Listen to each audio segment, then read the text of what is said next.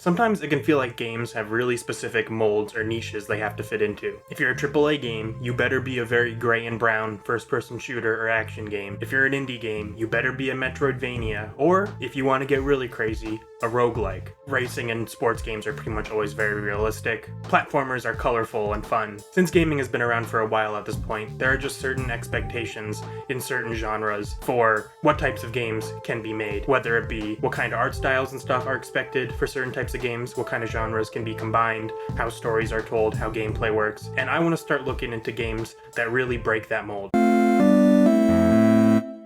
The main theme for this video is going to be games that combine two genres that aren't usually combined, and I'm going to be looking at how these combinations allow for unique gameplay loops or gameplay styles that really bring something special to the game that not really any other game could provide because of its unique combination. Getting right into it, with my bread and butter, a cutesy, obscure puzzle game, we got Magical Puzzle Popil.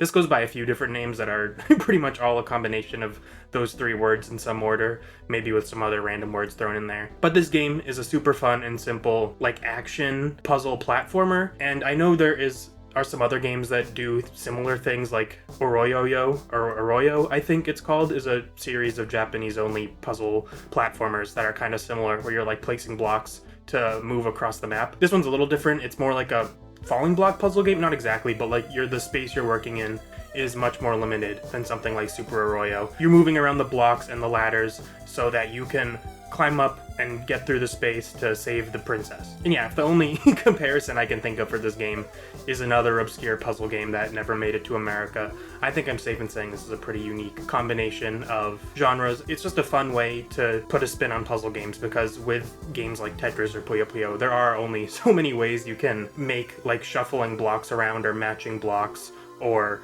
you know, blocks falling. There's only so many variations on that you can do.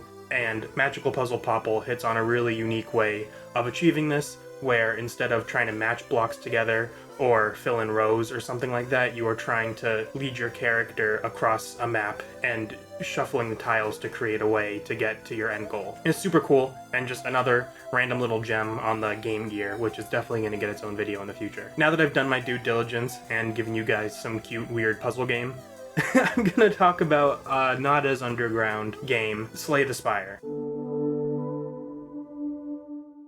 Now, I know what you're thinking, there's a million roguelike deck builders, so what, that's not really like a unique combo of things at all. But it was. I mean, I know there were roguelike deck builders before Slay the Spire, but it really is the game that brought this combination of two genres to light. I feel like deck building in video games in general is just a very underutilized gameplay mechanic, and bringing it to roguelikes is so genius with just how, like, card collecting and the idea of a trading card game already works in real life. It already kind of is roguelike-ish, with you just getting random upgrades or cards for your deck. So the idea to roll that into roguelike gameplay is kind of a no-brainer, but no one really did it big before Slay the Spire, and that game blowing up has just led to a slew of other games in a similar style, like Balatro or Monster Train. And yeah, it's just a good example of how trying new things and trying unique things with games can lead to something being so common and obvious you don't even remember it was weird once. Alright, next up is a game I've talked about a little bit recently, Blood Bowl 2.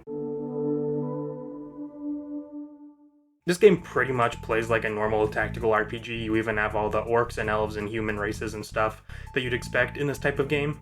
But its unique twist is that it's football. And I think, you know, on the surface, a slow-paced, really sports game of any kind that isn't like maybe golf seems weird, especially like a slow-paced football game. But I think Blood Bowl really is able to capture the strategic elements of football, where you're planning plays and trying to figure out ways for your offense to, like, break through the defense, whether you're going to run it or pass it or whatever. But I think it works really well, and honestly, a lot of football games that have been translated to video games, whether it be Madden or just any of the slew of other pretty similar games, never have really worked for me. I think it's just, you know, football isn't a game like basketball, where it's like a pretty simple task you're trying to achieve, where you can, it just doesn't translate, I feel like, well into like a one-to-one conversion to a video game, as well as games like soccer or basketball might. But I think slowing it down and making it into a strategy RPG, obviously it takes it a little bit farther away from feeling like football, but it still is football. Like in no other tactical RPG are you worrying about touchdowns or 2-point conversions or anything, but you do that in this game, and that's a football thing. And because Blood Bowl was willing to look at football video games before it and try something new, I think it found a whole new gameplay style for football. Next game I want to talk about is Legend of the River King. This is a fishing RPG on the Game Boy and Game Boy Color, made by Natsume. There's also a sequel on the PS2. This is unique because I feel like a lot of fishing games that exist take a more arcadey approach where it's about like the bombast of fishing, which, you know, isn't really a thing 90% of the time. Most of the time you're sitting there like staring at a water and waiting for something to happen. But I do love arcadey fishing games. Like Sega Bass Fishing is one of my favorite games of all time. Obviously I talk about Fishing Resort a lot on this channel. I love that game too. But Legend of the River King, kind of similar to Blood Bowl, chooses to slow it down and take us on a little RPG adventure where we have to catch like this legendary guardian fish because we have to save our sister who's sick. And the fishing itself isn't a huge aberration from how this genre usually works. I think it is kind of cool that it's like sound based. Like there's weird little clicks if a fish is looking at your lure. It's all pretty nebulous and not super well defined. I'm sure if I read a guide it would all lay it out perfectly, but I haven't done that because I like just the weird kind of nature of it where you have to just guess based on the vibes of the sound you're hearing if the fish are interested, and ultimately you don't have much control over whether or not they take to your bobber and you do the classic like mash A or whatever to catch the fish. Where this game really shines, I think, is in the fact that it is a slower paced RPG story. It gets to the core of fishing that I feel like a lot of the arcadey titles miss. You know, it's really like communally based and about connecting with like the nature and the people around you. You know, if you fish in real life, everyone who's fished for a while has like their tales or their secret techniques of how they catch certain fish. And this game really captures that aura of fishing and the communal aspect of it way better than any arcadey fishing game really ever could, all because it took the risk of slowing down the gameplay and making it more story-based than people would think fishing games really could be. The next game I want to talk about is Yoku's Island Express. This is a super fun little indie game by Team 17, where first off, you are a dung beetle, and any game where you're a bug or a little creature of any sort, I love that. That's what I'm all about. I love bugs. If you want me to like a game, make sure your main character is like a cute little guy. But it is a pinball. It's a pinball Metroidvania where you're a little dung beetle rolling around a pinball. And yeah, instead of like traditional platforming that would be in a Metroidvania, you do little pinball segments. You're kind of knocking Yoku around and trying to either get to the exit or achieve some goal or get a certain amount of fruit, which is basically currency in this game. And I think Metroidvanias are gonna be kind of meticulous by nature. There's just a lot of backtracking and stuff you have to do. And also, at least in like pinball adaptations into video games, there's a lot of things where like you have to hit a goal a certain amount of times to unlock a secret pathway. Like that's how like Sonic Spinball and stuff works. Woo! First Sonic Spinball mention on the channel, alright. And I think that kind of repetitive, meticulous nature of both pinball and Metroidvanias synergize really well to make Yoku's Island Express almost kind of like a meditative, just really chill experience. You're working your way through these little pinball challenges to go on an adventure as a cute little bug. And yeah, I just think there is a very clear synergy between these two completely random genres, you know? Metroidvania is like a home console type of video game through and through, where it's like a platformer but there's a little more story and stuff going on. And pinball was like in the arcade before video games were even in the arcade, and it's just like the quintessential arcade experience that's more mechanical than video game even. And you know, who would have thought that combining these two seemingly very different genres of video games into a game could work so well? But it really did, and if you haven't played Yoku's Island Express, I highly suggest it, especially if you like pinball or Metroidvanias. It has a super nice, like, 2D Rayman art style where everything's super magical and mystical and fun and imaginative, and yeah, just a super awesome game that combines two genres you don't usually associate with each other. Then lastly for this video is Monster Tale,